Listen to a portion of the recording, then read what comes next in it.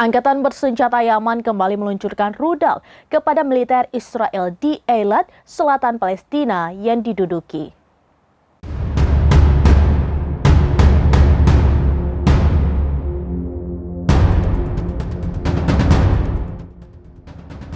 Angkatan bersenjata Yaman kembali meluncurkan serangan rudal terhadap sasaran militer Israel di Eilat, selatan Palestina yang diduduki.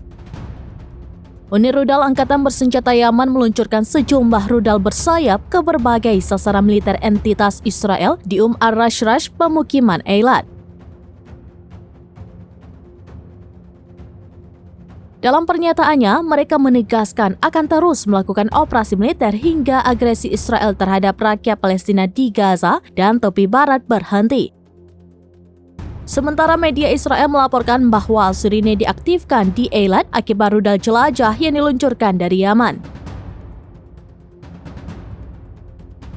Namun tidak dijelaskan apakah rudal tersebut menimbulkan korban jiwa maupun luka atau tidak.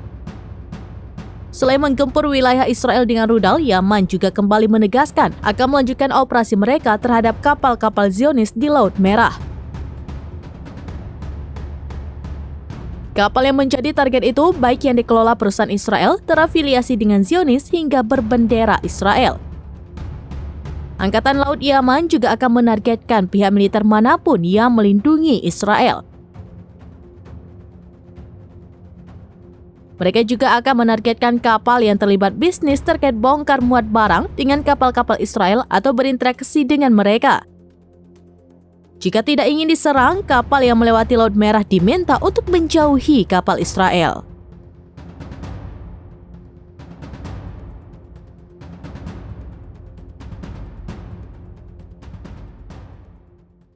Download Tribun X sekarang, menghadirkan lokal menjadi Indonesia.